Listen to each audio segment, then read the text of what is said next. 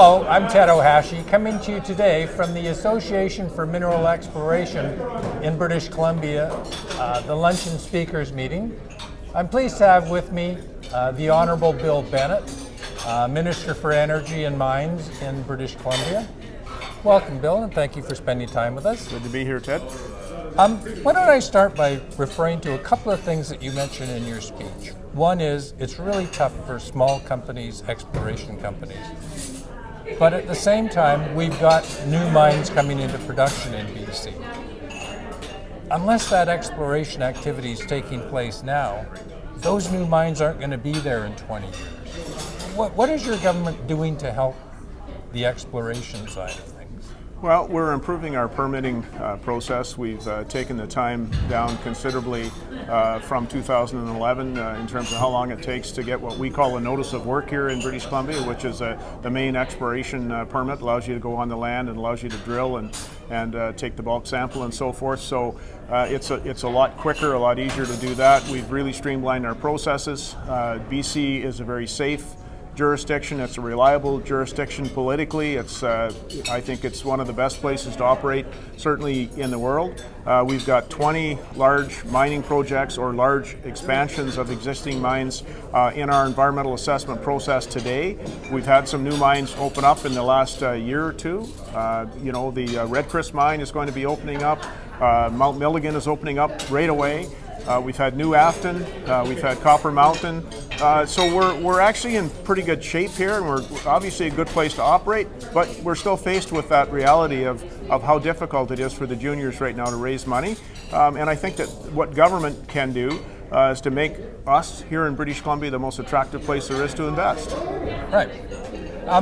Let me ask you a little bit about one of those mines that's coming into production, the Ajax.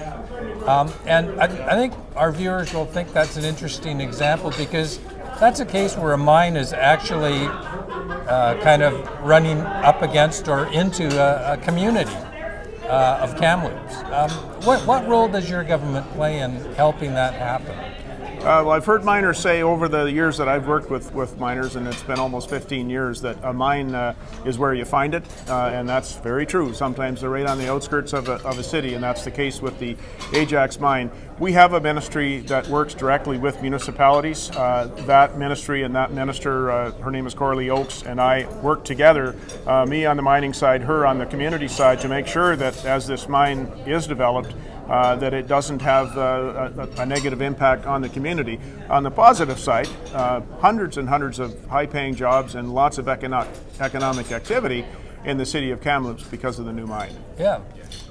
Recently I attended the Canadian Coal Conference here in Vancouver, and the coal industry feels a little hard done by not just your government, all governments. They feel they're really bearing the brunt of the blame for global warming and all of that.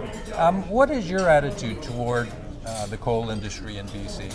Well, I live in the southeast corner of British Columbia. There are 5 coal mines in the constituency where I live. I represent coal miners, so it should be pretty obvious where I stand on the importance of coal mining. We have some of the highest metallurgical coal in the world in the southeast of BC. Teck Coal, obviously, is a company there. We have a second component of our coal industry in the northeast that's in the developmental stage, and our government is very, very supportive. We've got the transportation, the rail transportation out to our ports. We've got the port facilities. We've got high-quality coal.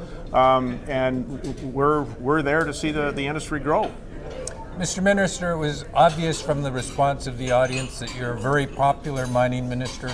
It isn't always, you're not always able to be that, so congratulations to you. Thank you very much. Appreciate the opportunity.